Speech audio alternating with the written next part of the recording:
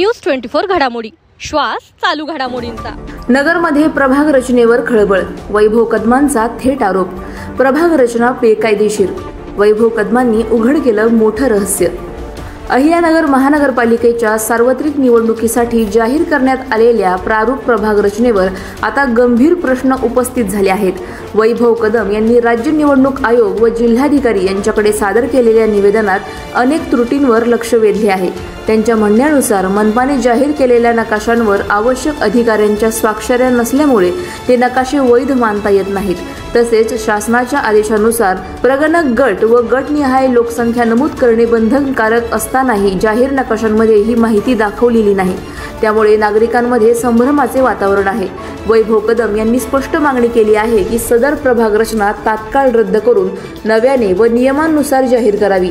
तसेच नागरिकांना हरकती व सूचना नोंदवण्यासाठी नवी तारीख द्यावी। त्यांनी यासोबतच प्रशासनाने प्रगणक गट व गटनिहाय लोकसंख्या शासन निर्णयानुसार तातडीने जाहीर करावी अशी मागणी केली आहे। जय हिंद। मी वैभव कदम। नुकत्याच होऊ घातलेल्या अहिल्यानगर महानगरपालिकेच्या सार्वत्रिक निवडणूक 2025च्या अनुषंगाने त्या ठिकाणी प्रशासनाच्या माध्यमातून प्रारूप प्रभाग रचना जी जाहीर करण्यात आलेली आहे त्या संदर्भामध्ये मी आज माननीय अहिल्यानगरचे जिल्हाधिकारी यांना भेटलेलो आहे आणि ही जी प्रारूप प्रभाग रचना जी झालेली आहे ती नगर विकास विभागाच्या दिनांक 10/6/2025चा जो आदेश आहे त्या आदेशामधील जे आदेश आहेत त्याच्यामधील काही त्रुटी ह्या प्रारूप प्रभाग रचना जाहीर करताना त्याचे नकाशे जाहीर करताना त्या राहून गेलेल्या आहेत। त्या संदर्भामध्ये मी नगरचे जिल्हाधिकारी यांची भेट घेतलेली आहे। त्याच्यामध्ये 10/6/2025चा जो नगर विकास विभागाचा जो मुख्य आदेश आहे त्या आदेशाप्रमाणे त्यांनी संपूर्ण महाराष्ट्रातल्या ज्या ड वर्ग महानगरपालिका आहेत त्यांची प्रारूप प्रभाग रचनेसंदर्भात आदेश दिलेले आहेत। त्याच्यामध्ये सर्वात महत्त्वाची गोष्ट म्हणजे प्रभाग रचना ही जी करण्यात आलेली आहे ती लगतच्या जनगणनेच्या लोकसंख्येच्या आधारे केलेली आहे। म्हणजे 2011 साली जी जनगणना झाली होती त्यानुसार प्रभाग रचना त्या ठिकाणी केलेली आहे। 2018च्या वेळी देखील तीच प्रभाग रचना तीच जनगणनेची लोकसंख्या आधारित धरूनच निवडणूक घेतली होती। त्याच्यामध्ये देखील हेच प्रगणक गट त्या ठिकाणी समाविष्ट होते।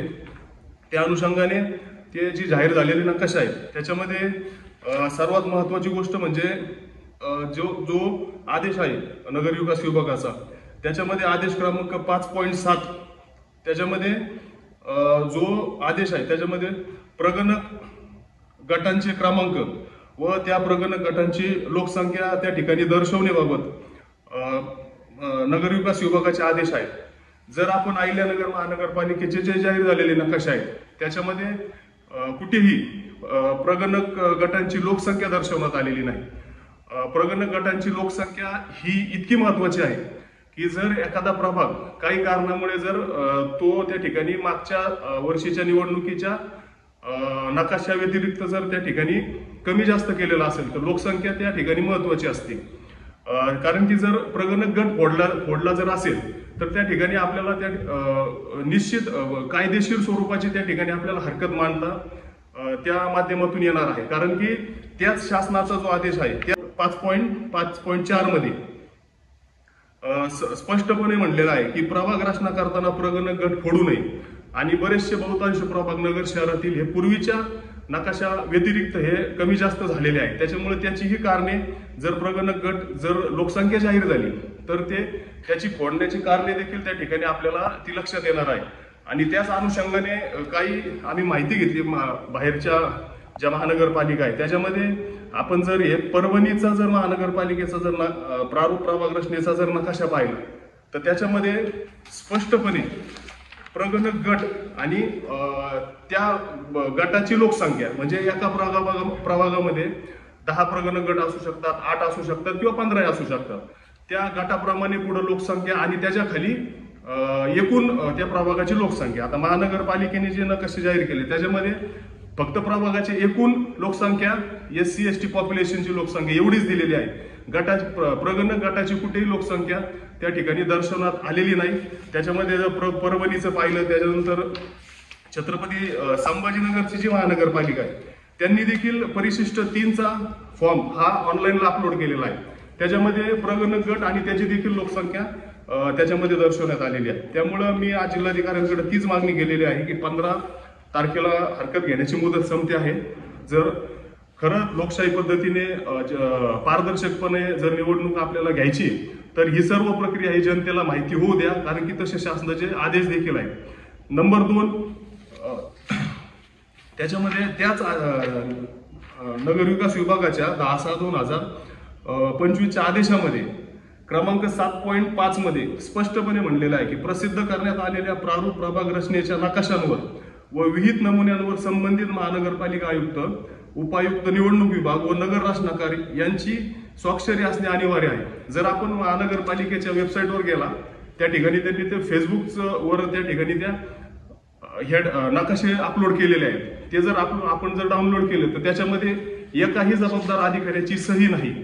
आणि जे प्रसार माध्यमांच्या माध्यमातून जे नकाशे आमच्यापर्यंत आलेले त्याच्यावर देखील एकाही नकाशावर सही नाही.